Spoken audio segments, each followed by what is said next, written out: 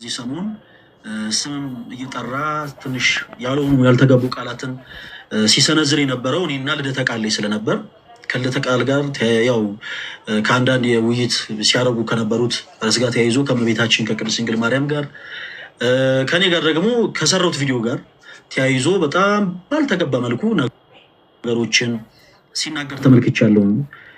እንዴት በቤተ ክርስቲያን ዝማሬ ተጨፈረ ትላለህ? ዋናዎቹ ጨፋሪዎች ኦርቶዶክሳውያን አይደሉ እንዴ? ዋናዎቹ ጨፋሪዎች ሙስሊሞችና ኦርቶዶክሳውያን አይደሉ? ታዲያ ምን በመዝሙር እንዴት ተጨፈረ ትላለህ? ምናምን እና እንዴት ከቦሌ እንዴት ከእንትን ምናምን እንዴት እንደዚህ ስላለ ምናምን እንደውም ይሄ ሰው አሜሪካ ቢመጣ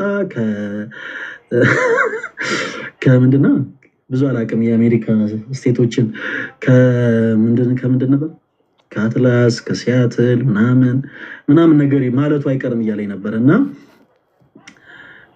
እንደው ይሄን መልእክት ቢሰማኝ ደስ ይለኝ ነበር። ይሄን መልእክት ዮኒ ማኛ ኖሮ ቢሰማ ደስ ይለኝ። ተወዳጆች እንዳይቆራረጥ ፕሊስ እባካችሁ በደንብ ኮፒ ሊንክ አድርጉት። እሺ እከፍትላችኋለሁ እስክጨርስ ብዬ ነው።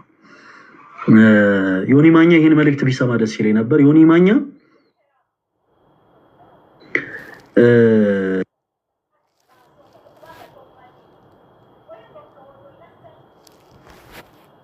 ያው እግዚአብሔር ምስክሬ ነው። እኔም ሆንኩ ልደተ ቃልም ሆነ ሌሎች ኦርቶዶክስ ወንድሞችን በጣም በክርስቶስ ፍቅር የምንወድ ወንድማችን ነን። አንተ ልብህም ያውቀዋል። ኦኬ ክርስቶስ የዚህች ቅዱስ ቤተክርስቲያን ራስ ነው እና ተወዳጅ ወንድማችን ዮኒ ማኛ እኛ ትንሽ በምናደርጋቸው ንግግሮች እንደው በምንሰነዝራቸው ቃላቶች ተመልክተህ እንዳትስት እንደው በክርስቶስ ፍቅር እለምንሃለሁ። ምናልባት እኛ የምናደርጋቸው አክሽኖች አንተን እየገፉ እየጣሉ ከሆነ ፕሊስ እኛን አትመልከተን። ቤተ ክርስቲያን የክርስቶስ ሙሽራ ናት።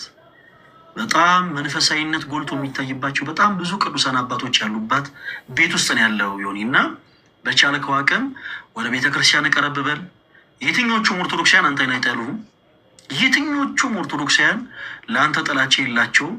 ማወቅ የምትፈልገውን መጠየቅ የምትፈልገውን ነገር ቀረብ ብለህ ተረዳ እና ፕሊስ በቻልከው አቅም ከስሜቴነት ወጣ በልና